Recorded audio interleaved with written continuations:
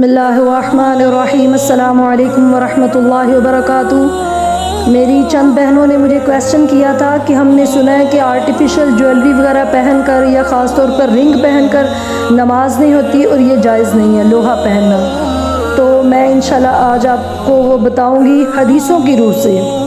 تو نبی رحمت صلی اللہ علیہ وسلم کے دور سے میں چند مثالیں آپ کو دوں گی کہ آپ صلی اللہ علیہ وسلم کی حیات مبارکہ سے 2-3 مثالیں دے کر بتاؤں گی کہ آرٹیفیشل جیولری اس دور میں بھی موجود تھی کہ نہیں۔ نبی رحمت صلی اللہ علیہ وسلم نے حکم دیا کہ عید والے دن عورتیں عید کی نماز پڑھنے جائیں، ایون کہ وہ عورتیں بھی نماز پڑھنے کے لیے جائیں جنہوں نے نماز تو نہیں پڑھنی لیکن وہ دعا میں شرکت کریں،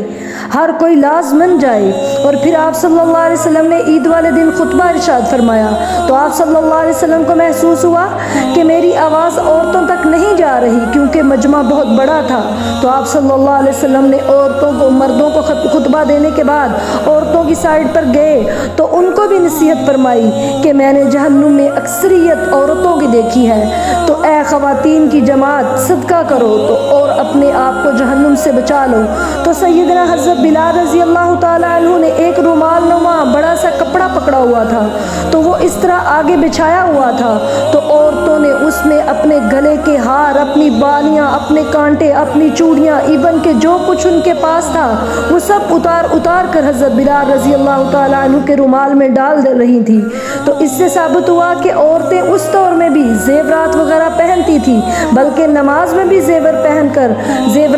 کر پڑھتی تھی۔ اب سوال یہ ہے کیا کہ آرٹیفیشل جویلری پہننا یا پہن کر نماز پڑھنا جائز ہے تو نہیں؟ تو اس سوال کا جو پس منظر ہے وہ یہ ہے کہ ایک ضعیف حدیث ہے کہ لوہے کا لباس جہنمیوں کا ہوگا، اس لیے لوہے کی چیزیں بھی نہیں پہننی چاہیے، لیکن یہ ضعیف حدیث ہے، کمزور حدیث ہے، ایسی کوئی بات نہیں۔ اب میں چند مثالیں دوں گی اور بھی آپ کے سامنے کہ نبی رحمت صلی اللہ علیہ وسلم کے پاس ایک خاتون آئی اور اس نے عرض کی کہ یا رسول اللہ صلی اللہ علیہ وسلم، میں آپ صلی اللہ علیہ وسلم سے شادی کرنا چاہتی ہوں، تو آپ صلی اللہ علیہ وسلم نے اس کی ضرورت محسوس نہیں کی۔ تو پاس بیٹھے ایک صحابی کہنے لگے کہ اللہ کے رسول صلی اللہ علیہ وسلم میری شادی اس سے کر دیں، تو آپ صلی اللہ علیہ وسلم نے فرمایا کہ جاؤ اس کے لیے حق مہر لے کر آؤ، اور آپ صلی اللہ علیہ وسلم نے کہا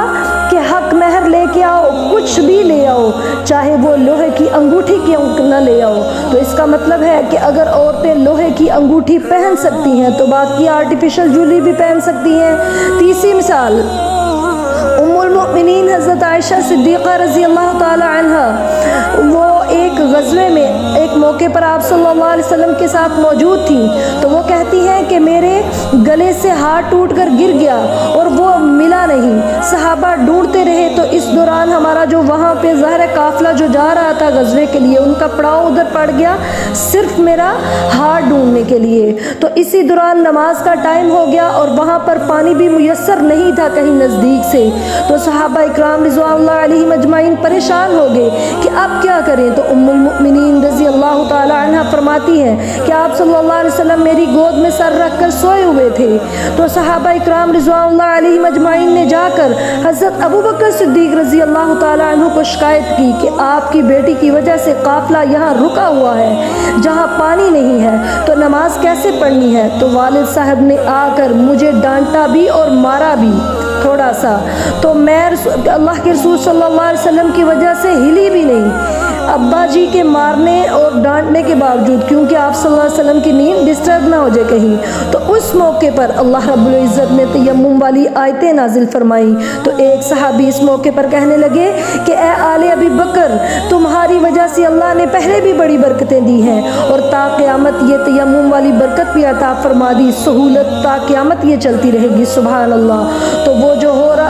ہار تھا اس کے بارے میں حافظ ابن حجر رحمۃ اللہ علیہ فرماتے ہیں کہ وہ ہار یمن کے موتیوں کا بنا ہوا تھا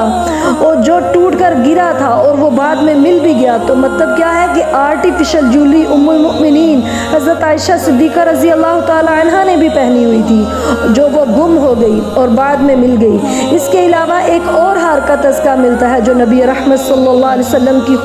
سیرت کا خوبصورت ترین مرحلہ اور واقعہ ہے، جنگ بدر ہوئی تو اس میں جو قیدی آئے ان میں آپ صلی اللہ علیہ وسلم کے اپنے داماد ابو العاص بھی آئے جو کہ کافروں کی طرف سے جنگ میں شرکت کر کے آئے تھے تو پکڑے گئے۔ تو اب حکم یہ ہوا کہ کفار جو ہے وہ اپنے اپنے قیدیوں کے لیے وہ فدیہ دیں اور کفارہ دیں اور ان کو چھڑوا کر لے جائیں۔ تو سب قیدیوں کے گھر والوں کی طرف سے کچھ نہ کچھ وہ آیا فدیہ وغیرہ، تو حضرت جو ہے ابو العاص انہوں نے ایک ہار پیش کیا جو موتیوں کا بنا ہوا تھا، آرٹیفیشل تھا۔ نبی رحمت صلی اللہ علیہ وسلم کی خدمت میں جب وہ ہار پیش کیا گیا تو آپ صلی اللہ علیہ وسلم آپ دیدہ ہو گئے۔ وجہ کیا تھی کہ یہ جو ہار تھا وہ آپ صلی اللہ علیہ وسلم کی صاحبزادی کا تھا، حضرت زینب رضی اللہ تعالی عنہ مکہ میں تھی تو انہوں نے یہ ہار اپنے خاوند کو آزاد کرانے کے لیے بھیجا۔ اور وہ کیا ہار کن کا تھا؟ حضرت ام المؤمنین حضرت خدیجہ رضی اللہ تعالی عنہ کا تھا، جو انہوں نے اپنی بیٹی حضرت زینب رضی اللہ تعالی عنہ کو دیا تھا۔ تو اس وجہ سے اللہ کے رسول صلی اللہ علیہ وسلم کو حضرت خدیجہ الکبریٰ رضی اللہ تعالی عنہ کی بھی یاد آ گئی اور لخت جگر کی بھی یاد آ گئی، اور آپ صلی اللہ علیہ وسلم آپ دیدہ ہو گئے، آنکھیں بر آئیں۔ آپ صلی اللہ علیہ وسلم نے صحابہ کرام سے اجازت لی پھر کہ میرے صحابہ اس قیدی کو اگر آپ کہیں تو بغیر فدیے کے آزاد کر دیں۔ تو صحابہ اکرام تمام صحابہ اکرام جو ہیں رضوان اللہ علیہم اجمعین تڑپ اٹھے کہ اللہ کے نبی صلی اللہ علیہ وسلم ہم کون ہوتے ہیں فدیہ لینے والے؟ تو وہ ہار پھر آپ صلی اللہ علیہ وسلم نے اپنی لخت جگر کو واپس دیا، تو وہ بھی آرٹیفیشل تھا، سونے یا چاندی کا نہیں تھا۔ تو ہمیں پتہ چلتا ہے ان واقعات سے کہ آرٹیفیشل جیولری پہننا یا پہن کر نماز پڑھنا جائز ہے۔ تو اللہ تعالی ہم سب کا حامی و ناصر ہو، اللہ تعالی ہمیں صحیح دین کی سمجھ عطا فرمائے، آمین۔ السلام علیکم ورحمۃ اللہ وبرکاتہ۔